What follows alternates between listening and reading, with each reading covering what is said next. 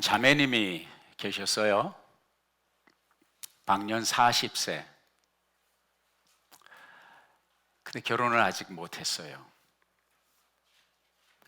인물도 좋고 얼굴 예쁘고 키도 늘씬하고 또 교육도 받을 만큼 남 받은 만큼 다 받고 신앙도 좋고 교회 열심히 다니고 찬양팀 리더로 또 섬기고 주일학교 교사로 섬기시고 참 흠잡을 데 없는 귀한 보배로운 자매님인데 40이 되도록 결혼을 못하는 거예요. 남자친구가 아니 그 자매님을 따라다니는 남자들이 없는 것도 아니에요. 그 자매님 프로포즈 하고 싶어서 따라다니는 형제들도 있어요. 그런데 결혼을 못해요.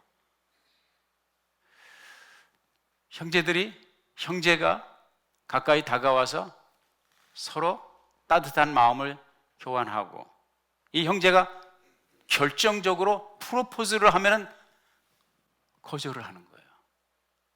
그래서 이루어지는 듯 하다가 깨어지고 성사되는 듯 하다가 다시 깨어지고 40이 되는데도 결혼을 못하는 거예요. 목사님께서 걱정이 돼서 왜 아직도 남자가 없는 것도 아닌데 왜 결혼을 안 하냐, 안 하는 거냐, 못 하는 거냐. 이렇게 대화를 이제 하는 과정에서 목사님께서 발견한 것이 하나 있습니다. 이 자매가 어렸을 때 2살 때 어머니가 돌아가셨어요. 어머니가 돌아가셨고 아직 젊을 때니까 아버지 새파랗게 젊으신데 평생 또 남자가 호라비로 사실 수 없잖아요. 새 장가를 들어야 되는데 이 혹이 달렸으니까 이 혹, 이 2살짜리 혹 이걸 띄워야 장가를 갈 거 아니에요. 그래서 할머니한테 보냈어요. 할머니가 지극정성으로 엄마보다 더 지극정성으로 했겠죠. 할머니들이 그렇게 하잖아요. 근데 이 할머니가 5살 때 그만 세상을 떠나는 거예요. 참으로 안타까운 일이죠. 할머니가 돌아가셨으니까 누가 키워야 천상 다시 백업을 해서 아버지한테 와야 되잖아요.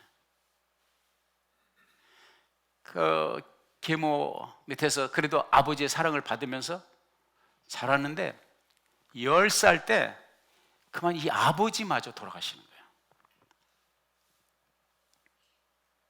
자, 이 정도가 되면 이 자매님이 왜 결혼을 못했는지 짐작이 조금 가십니까? 짐작이 가십니까? 대답 안 하셔도 좋아요. 너무 감사해요. 어떻든 이해가 되든 안 되든 무조건 아멘 해주시니까 내가 계속 설교할 용기를 얻습니다. 이 자매님은 내가 사랑하는 사람은 다 죽는구나. 나를 사랑하는 사람은 다 죽는구나. 이러한 문장이, 이 프레이즈가, 이거 이제 false statement, false assumption, 좀 어려운 용어로 스키마라고 해요. 스키마라는 단어가 뭐냐면 심리학적 용어인데, 이 본래는 이제 헬라어인데 스키마라는 것이 뭐 form, frame, 그 다음에 figure, 모양, 얼개, 모양새, 그런 뜻인데 이게 아리스토텔레스라든지 플라톤이라든지 아리스토텔레스 같은 사람도 이런 단어를 썼어요. 자기들의 철학적인 개념을 얘기할 때 나중에 이제 근대 유명한 철학자인 임마누엘 칸트가 스키마라는 단어를 확장해서 자기 철학에 그리고 심리학에 접목시켜서 스키마라는 이야기를 했습니다. 무슨 얘기냐면 그냥 쉽게 하면은 자라보고 놀란 토끼 뭐 보고 놀란다? 소뚜껑 보고 놀란다. 소뚜껑하고 자라는 달라요, 분명히. 근데 자라를 보고 놀랐기 때문에 비슷하게 생긴 소뚜껑만 봐도 놀라는 거. 요게 스키마야. 선입견, 고정관념, 요게 스키마예요. 그런데 이 자매님은 자기가 스스로 자기의 삶의 경험에서 세 분의 죽음을 경험하면서 사랑 이코르 죽음. 그 남자가 사랑을 해도 불안한 거예요. 왜? 언제 죽을지 모르니까. 자기가 다가서 사랑하고 싶어도 불안한 거예요. 왜? 내가 사랑하면 죽으니까. 사랑하는 사람. 그 결혼을 못하는 거예요. 놀랍게도요, 우리의 삶 속에 이러한 방해 요소들이 많이 있다는 거예요. 여러분에게도 있을 수도 있고 나에게도 있을 수 있는 거예요. 잘못된 고정관념, 잘못된 선입견이 우리의 삶을 풍요롭게, 우리의 삶이 성공으로 가는 길에 굉장히 많은 장애물이 될 수 있다는 것입니다. 이 스키마가 성경 속에, 이제 박승호 목사님께서, 이거 제가 배운 말씀입니다. 이제 그걸 이제 확대 적용을 하면 성경 속에도 스키마의 스토리가 나옵니다. 무슨 얘기냐면, 나다니엘이 예수님을 처음 소개를 받았을 때에 무슨 말을 했습니까? 갈릴리에서, 나사렛에서 무슨 선한 것이 나게 되냐. 지금까지 나사렛이라는 동네에 출중한 인물이 안 났거든요. 그 예수님이 오셨는데도 나사렛에서 무슨 출중한 인물이 나? 무슨 선한 것이 나게 되냐. 이게 스키마예요. 잘못된 스키마, 잘못된 고정관념.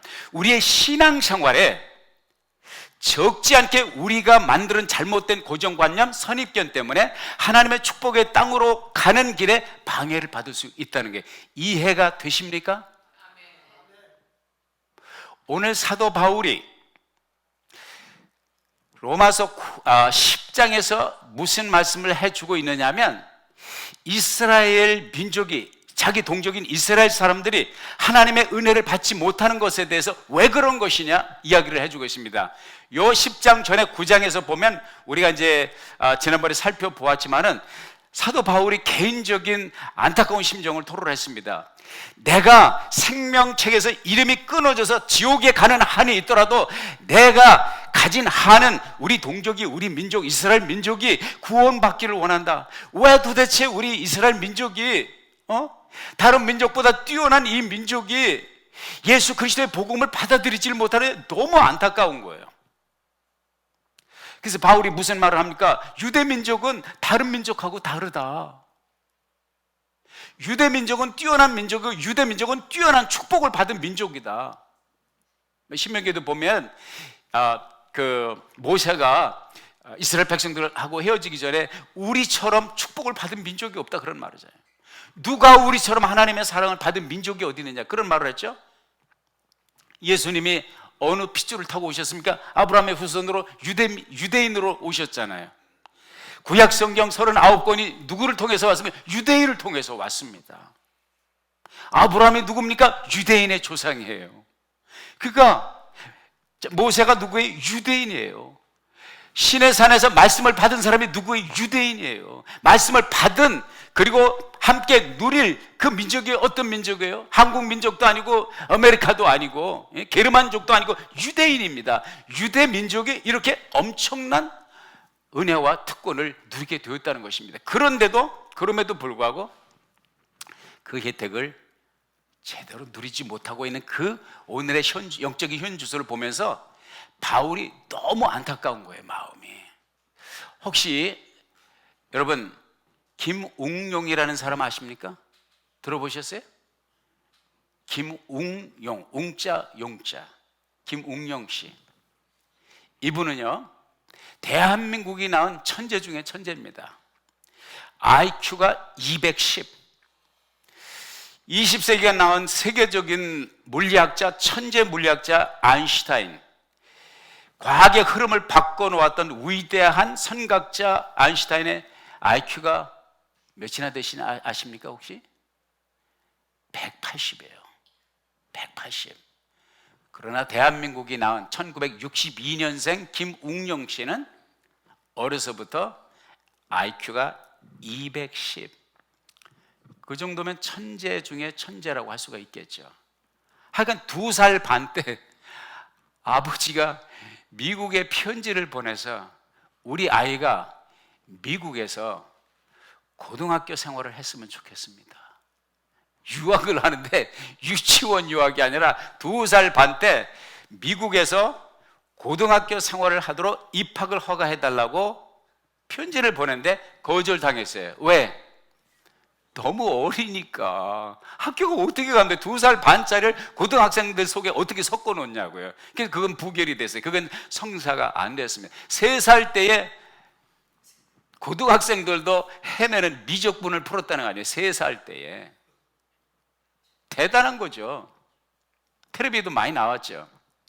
그런데 더 놀라운 것은 한 번 안 되면 2번, 2번 안 되면 3번 계속 두드려서 8살 때, 그러니까 1970년에 미국에 유학을 왔어요. 누가? 김웅룡 학생이, 어린이가 8살 때.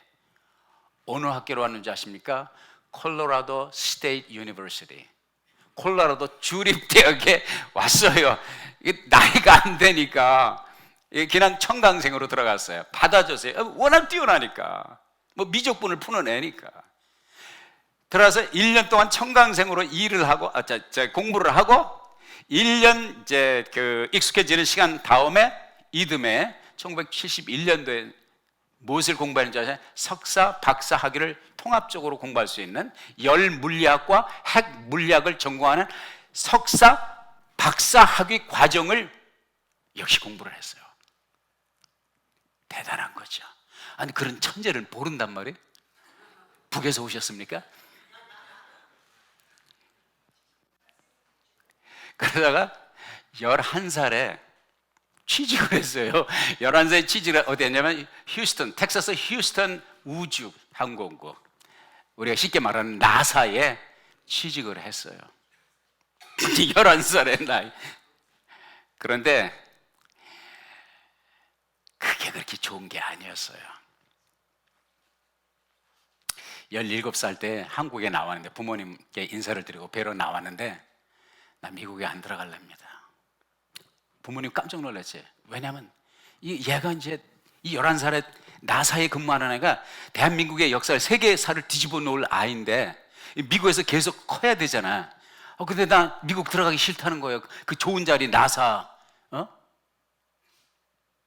힘쓰고 빽쓰고 모든 것을 다 동원해서 들어가고 싶은 그 나사, 얼마나 미래가 보장된 확실한 직장 중에 확실한 직장이잖아요. 11살짜리 들어갔는데 17살인데 지금 이제 한참 뚫고 나가야 될 때, 나 미국 가기 싫습니다. 왜 그러냐 그랬더니, 내 자신의 삶을 찾고 싶습니다. 나 김웅룡으로서 살아가고 싶습니다. 근데 미국에서 이제 나사에 근무를 하면서 아침 9시부터 밤 10시까지 근무를 한 거야. 하루 종일 계산하는 거야. 하루 종일 계산하고, 그 당시 이제 소련이겠죠. 러시아하고 미국 우주 개발 경쟁이 붙었을 때야. 그리고 우주선을 띄우면 그 궤도가 정확하게 맞아요. 기가 막히게 맞아야 되는데 오차가 생기잖아요. 이런 문제를 푸는 해결사로, 그런 숙제가 하루 종일 밀려 있어가지고 9시부터 밤 10시까지. 그러면 거기 같이 나사에 근무하는 그 직원들과 같이 섞여서 지내야 친해지잖아요. 즐겁잖아. 뭐 게임을 같이 하고 싶은데 안 껴주는 거. 왜? 아니, 뭐 10살짜리하고 어른하고 어떻게 농구 게임을 할 수 있어요? 축구 게임을 할 수 있습니까? 무슨 게임을 할 수 있... 그러니까 안 껴주는 거야, 어른들이. 그러니까 이 웅령 학생이 너무 외로운 거야.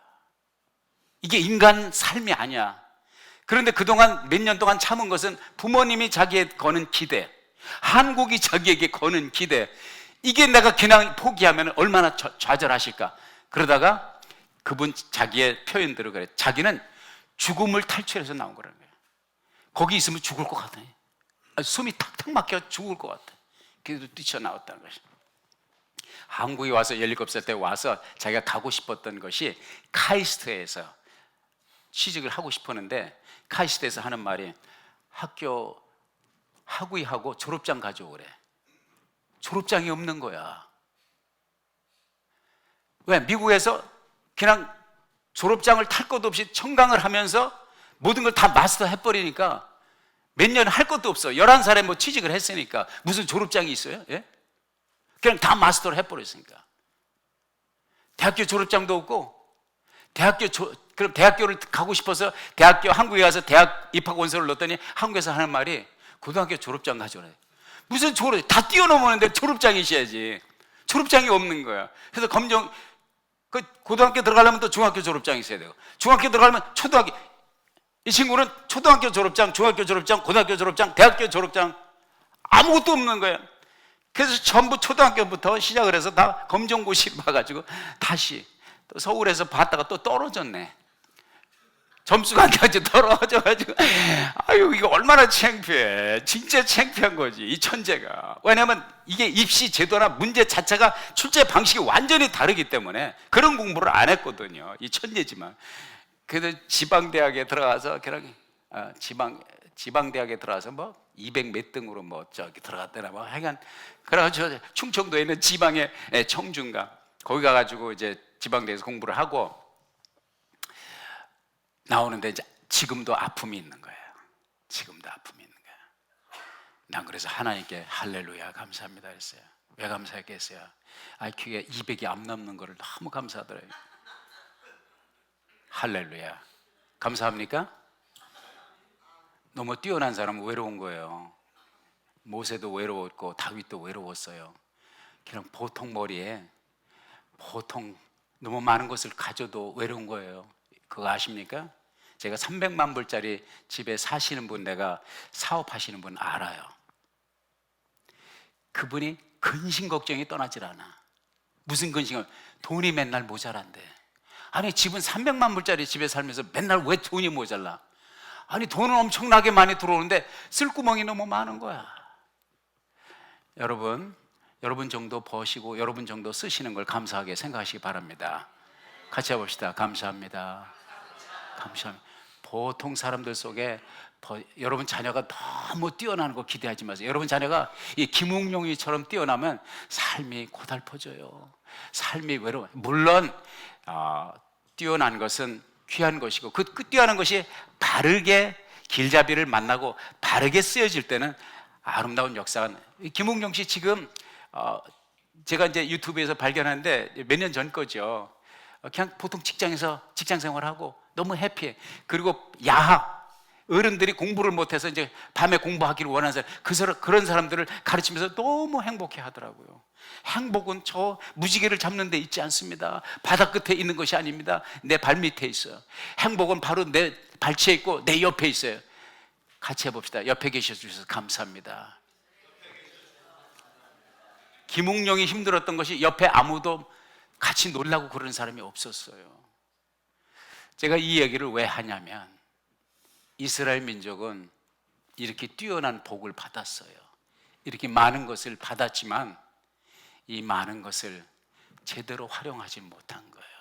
하나님께로부터 이 귀한 율법의 말씀을 받았어요.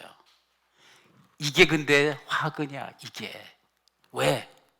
이 율법의 말씀을 받아서 하나님의 마음을 알고 하나님의 마음을 받아서 하나님의 마음으로 살아가야 되는데, 율법을 조목조목 문자화 시켜서 조목조목 지키는 것 같은데, 율법에서 하라는 거 다 하는 것 같은데 그 마음은 하나님에게서 너무 먼 거야.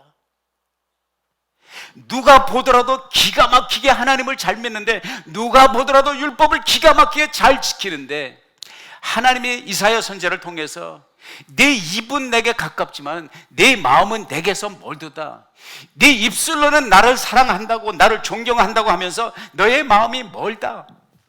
이것이 이스라엘 민족의 문제였습니다. 율법을 너무 잘하는 게 문제였어요. 왜? 율법이라고 하는 형식과 문장은 아는데 율법의 정신은 배척을 한 것입니다. 마치 밥상은 들고 다니는데 밥그릇이 없는 것 같고, 밥그릇은 있는데 그 속에 밥이 없는 것 같아요. 빈 밥그릇에 빈 상을 들고 다니는 것처럼 모든 모양과 구색은 맞췄지만 그 속에 하나님의 사랑이 결여된 없는, 내용이 없는. 더군다나 큰 문제는 율법에서 계시하고 있는 그 메시아가 오셨는데도 불구하고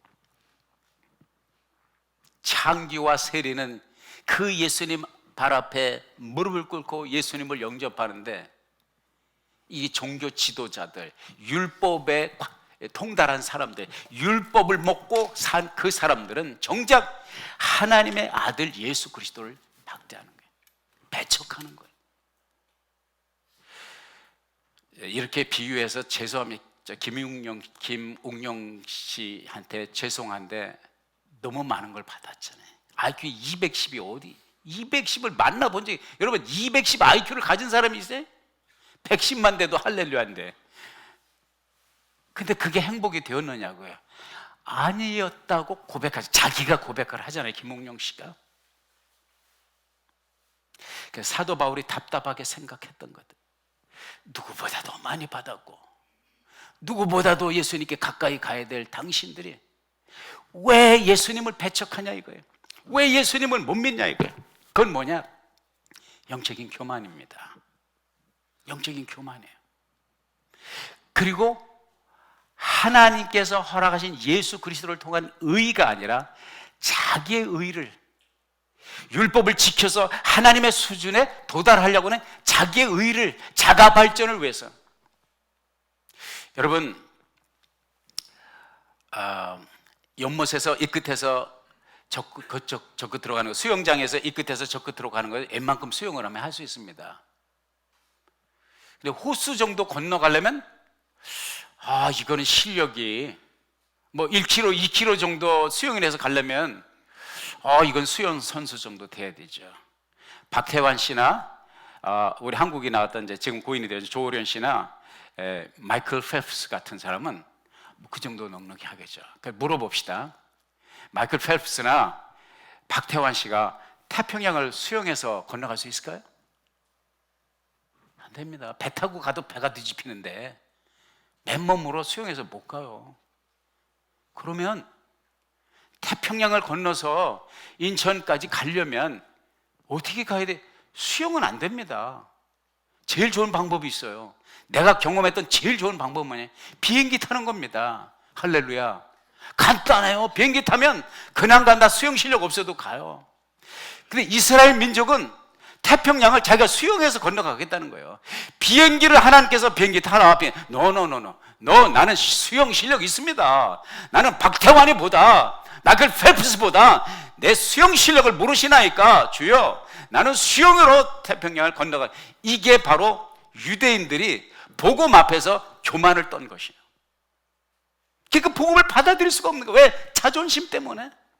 나는 율법을 지켜서, 나는 율법을 누구보다도 알고 율법에 능통한 사람이다. 그러니까 죄인의 대명사 세리, 남자의 죄인은 세리, 여자의 죄인 대명사는 창기. 이분들도 천국의 복음을 받아들이고 예수님 곁에 머무는데, 정작 은혜를 받았어야 될 이 유대인들은 그 은혜 문 밖에서 소외됐다는 사실을 우리가 말씀을 통해서 깨닫게 됩니다. 사랑하는 여러분, 은혜는 누가 받습니까? 겸손한 사람이 받습니다. 아멘입니까? 사랑하는 여러분, 하나님께서 우리들에게 주신 구원의 길은 힘들고 어려운 길이 아닙니다. 고행을 통해서 도달하는 것이 아닙니다. 하나님의 은혜가 우리에게 왔다는 거예요. 그것을 사도 바울이 오늘 로마서 10장 1절부터 10절까지 힘주어서 말씀하는 거예요. 저희들이 열심은 있지만 지식을 따른 열심이 아니다. 호세아서 4장 6절에 보면 내 백성이 지식이 없어서 망한다. 지난 주간까지 호세아서를 새벽 기도 시간에 호세아 강해를 했어요. 호세아의 내용이 뭐냐면, 호세아라는 선지자를 하나님께서 부르셔서 이스라엘 백성들에게 시청각 교육을 하기 위해서 하나님께서 명령을 합니다. 너 결혼해라. 누구랑 할까요? 몸 파는 여자랑 하라요. 몸 파는 여자랑 하라는 거예요. 호세아가 순종합니다. 이 남자 저 남자 돌아다니는 그 여자를 100년 가약을 맺었어요. 3남매를 낳고 아이 셋을 낳고 행복하게 사는 듯 했는데, 뒤늦게 권태기가 찾아와네. 이 여자가 또 집을 나갔어요. 집을 나가서 이 남자 저 남자. 그때 하나님께서 호세아에게 뭐라고 말씀하시냐면, 돈 준비해서 이것저것 선물 준비해서 팔려간 이 여자 다시 데리고 와라. 돈 주고 상당한 값을 지불하고 그리고 데려와라. 호세아가 순종을 합니다. 가서 데리고 와서 또 삽니다. 그런데 이 호세아를 통해서 하나님께서 주시는 메시지는 뭐냐면, 이것이 바로 하나님의 마음이라는 거예요. 누구를 향한? 이스라엘을 향한 하나님의 마음. 이스라엘은 하나님께서 뭐라면 너는 내 와이프고 나는 내 남편이라 말씀하십니다. 성경에 기록되어 있어요. 이제는 여기저기 돌아다니지 말고 나와 함께 행복하게 살자. 이 하나님의 마음이에요. 하나님의 마음이 신약 성경에서 예수님께서 주신 말씀에 어디에 또 있습니까? 복음서에 보면 집 나간 탕자의 얘기가 나옵니다. 첫째 아들, 둘째 아들인데 둘째 아들이 못됐어. 아주 못됐어. 아버지가 그렇게 사랑을 해주는데도 불구하고 재산을 달라고, 자기 몫의 재산을 달라고. 아버지 빨리 돌아가시는, 아버지 돌아가실 때까지 못 기다린다는 거죠. 빨리 내 거 달라고 가지고서 집을 나가지 않습니까? 그 집 나간 그 아들, 그 못된 아들을 누가 기다립니까? 아버지가 기다려요.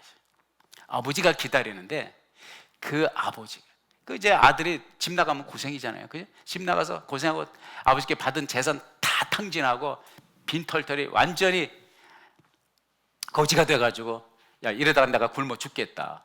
그래서 이제 아버지를 생각하고 아버지 집에 오잖아요. 오는데 무슨 마음을 가져요?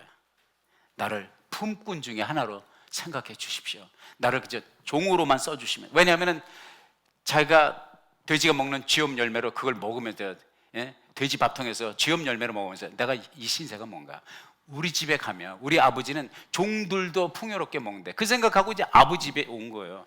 종으로 써주십시오. 그때 그 아버지가 참 목을 어긋 맡기고 눈물에 제외를 하잖아요. 좋은 옷 입히고 살찐 송아지 잡고 금가락지 끼고 신을 새로 신기고. 그런데 그 행복한 재회를 가장 불행하게 생각한 사람이 있어요. 누구였죠? 형이야. 형은 그게 너무 싫은 거예요. 저 인간 쓰레기 저거 굶어 죽어야지 왜 들어와가지고 또 무슨 트러블 메이커가 되려고. 아버지는 저런 인간을 위해서 송아지를 잡다니. 나는 아버지를 위해서 평생 뼈 빠지게 일을 해도 아버지 말씀 한 번도 거역한 적이 없는데, 돼지 새끼 한 마리, 염소 새끼 한 마리 잡아줬어요? 살찐 송아지 잡아주고 옷을 입히고 금가락지 끼우고 동네 잔치라고. 너무 그게 싫었던 거예요. 그런데 이 스토리에서 하나님은, 우리 주님은 무엇을 가르쳐주냐면, 집 나간 탕자가 돌아와라, 복음을 받고 예수님을 믿어라, 하나님의 자녀가 되라, 이 메시지도 있지만 또 하나의 메시지는 뭐냐면, 형을 통해서 이스라엘 민족을 하나님께서 도전을 줘요. 네 마음이 형의 마음과 똑같다 이거예요. 장기와 세리는 돌아와서 내 주의 크신 은혜 감사합니다. 눈물을 흘리는데, 이 집을 나가지 않은 이스라엘 민족은 자기들이 하나님과 가장 가까이 있는 것 같으면서도 그 마음은, 집은 나가지 않았지만 그 마음은 아버지에게서 멀은 거예요. 집에 있으면서 종의 마인드를 가지고 살았습니다. 집을 나간 이 동생은 허랑방탕한 삶을 살고 그 쓴맛을 깨닫고 돌아왔을 때에 아버지의 사랑을 온전히 이해하고 느낄 수가 있었습니다. 복음은 무엇입니까? 은혜입니다. 할렐루야. 하나님께서 나와 여러분을 위해서 태평양을 건너가는 것이 아니라 영원한 지옥에서 영원한 천국으로 아무도 도달할 수 없는, 어떤 노력으로도 어떤 율법으로도 어떤 윤리와 어떤 인격으로도 도달할 수 없는 그것을 비행기가 아닌 하나님의 영성의 은혜로, 예수 그리스도의 십자가의 은혜로 영원한 형벌에서 영원한 천국으로 인도하시는 그 길을 붙잡을 수 있는 메시지를, 이것이냐, 사람이 마음으로 믿어 의에 이르고 입으로 시인하여 구원에 이른다. 두 가지를 요구하고 있어요. 마음으로 믿으라는 거예요. 할렐루야. 입으로 시인하라는 거예요. 예수님이 주인이심을 시인하라는 것입니다. 예수님이 나의 구주이심을 시인하라는 것입니다. 그 이상도 아니고 그 이하도 아닙니다. 예수 믿는 것은 사실은 복잡한 것이 아닙니다. 심플한 것입니다. 너희들이 못하니까 내가 자리를 마련했다. 이 자리를 차지해라. 이것이 하나님이 우리를 향해서 주시는 메시지거든요. 근데 이스라엘 백성들은 그것을 할 수가 없었던 것입니다. 사랑하는 여러분, 여러분은 혹시 형의 마인드를 가지고 집을 한 번도 나가보지 않은 형의 마인드, 이스라엘 민족의 마인드, 예수님을 십자가에 못 박았던 이스라엘 마인드, 율법과 도덕과 윤리의 그 상자 속에 갇혀서 세상을 그러한 잣대로 보지 않습니까? 그런 안경을 쓰고 보지 않습니까? 제가 아까 말씀드렸던 그 선입견, 그 고정관념을 가지고 여러분, 그 고정관념을 깨뜨리십시오. 여러분의 힘과 능력과 인격으로는 주님의 경지에 도달할 수 없습니다. 오직 주님의 은혜를 붙드는 것만이 우리가 살 길입니다. 이것이 주께서 우리들에게 주신 복음이고, 이것이 우리의 예배의 주제이고 찬양의 제목이고, 우리가 주님 앞에 감사의 제목입니다. 가끔 신앙생활 하다 보면 성과 지향적으로 신앙생활 하는 사람이 있어요. 내가 이만큼 해야 되고 이만큼 해야 돼, 이만큼 해야지 하나님께서 나를 인정해 주실 것이다. 이것은 어떻게 보면 내가 조심스럽게 얘기하지만 율법주의적인 신앙이 될 수 있어요. 하나님은 성과 지향주의를 추구하시는 분이 아니고 관계 지향적인 삶을 추구하기를 원하십니다. 아들이 무슨 성과가 있어서 아버지 앞에 뻔뻔스럽게 왔습니까? 뭘 가지고 왔어요? 아버지께 물려받은 재산을 불려가지고 왔습니까? 투자를 해서 확장을 했습니까? 사업을 해서 재산을 증식해서 그걸 가지고 들어왔습니까? 다 날려버렸어요. 다 빚껍데기, 아무것도 없는, 내놓을 것이 아무것도 없는 그 아들이 오직 아버지는 나를 받아주실 거야 라는 믿음을 가지고 그 아버지 앞에 온 거예요. 그 마음을 가지고 하나님 앞에 오라는 거예요. 복음을 받아들이라는 것이죠. 사랑하는 여러분, 성과 지향적인 그러한 신앙생활이 아니라, 율법적 신앙생활이 아니라 관계 지향적인 신앙생활, 하나님의 은혜를 포착하는 그러한 신앙생활을 할 수 있기를, 하나님과 여러분 사이에 은혜를 가로막는 그러한 스키마가 있다면, 잘못된 왜곡된 스키마가 있다면, 잘못된 고정관념, 선입견이 있다면 다 내려놓으시고 어린아이가 아버지의 품에 안기듯이, 어머니의 품에 안기듯이 주님 앞으로 달려나오고 또 달려나올 수 있는 저와 여러분이 될 수 있기를 주의 이름으로 축복합니다. 이것이 복음입니다. 편찮은 주님의 사랑과 거룩한 보혈의 공로를 우리 다 찬양을 합시다.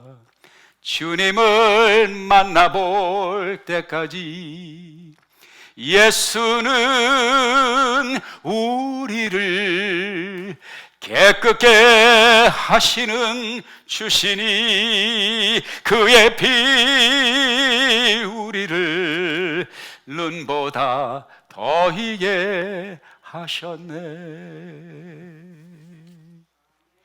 예수 앞에 나오면 모든 죄 사하고 주의 품에 안기어 편히 쉬리라.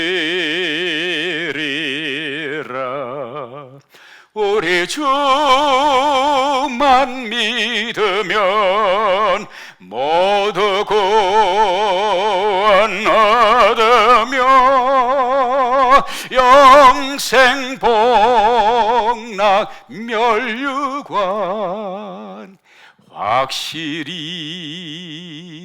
받겠네. 우리가 모일 때마다 나는 이것도 하고 이것도 하고 이것도 했고 이것도 드렸고가 아니라, 하나님, 나를 받아주신 하나님의 사랑이 있어 감사합니다. 나임에도 불구하고, 이 인격임에도 불구하고 내가 도저히 도저히 내 실력으로 도달할 수 없는 것은 비행기보다 더 좋은 예수 십자가의 은혜로, 십자가의 공로로 나를 아버지의 성소에 있게 하시고 천국을 소망할 수 있는 이 은혜를 입혀주신 주님 찬양합니다. 이것이 우리의 찬양의 제목이 되어야 되지 않겠습니까? 이것이 우리가 하나님께 예배하는 예배의 이유가 되어야 되지 않겠습니까? 이것이 우리가 사랑하는 사랑의 동기가 되어야 되지 않을까요?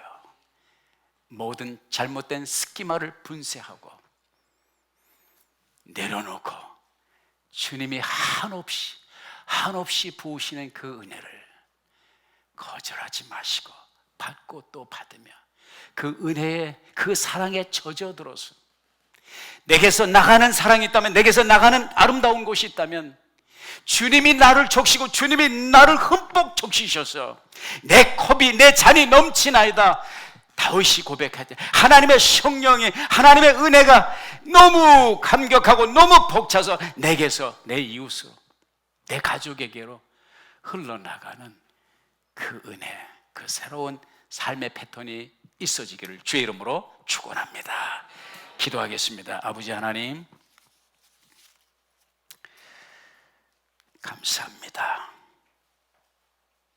많이 받았던 유대인들은 도리어 걸림돌이 되어서 주님께 돌아오는 길이 멀고도 험하였지만 죄인된 우리, 내 자신의 연약함, 부족함을 깨닫고 예수 그리스도의 십자가의 공로, 예수 그리스도의 그 크신 은혜를 마음으로 믿고 믿어지고 그 예수님을 주로 고백하며 나의 구세주로 영접하는 놀라운 축복 허락하심을 감사합니다. 주여, 우리는 끊임없이 주님 앞에서 자괴감과 가책을 느끼며 삽니다. 그러나 주께서 우리를 받으신 것은 우리의 인격 때문도 아니었고, 우리가 내세울 공로 때문도 아니었고, 우리가 자랑할 실력 때문도 아니었다는 이 기본적인 메시지, 주의 메시지를 망각하지 않게 하옵소서. 이 은혜를 의지하여 주님 앞에 나갑니다. 우리를 받아주시는 예수 그리스도의 귀하신 이름으로 기도하옵나이다. 아멘.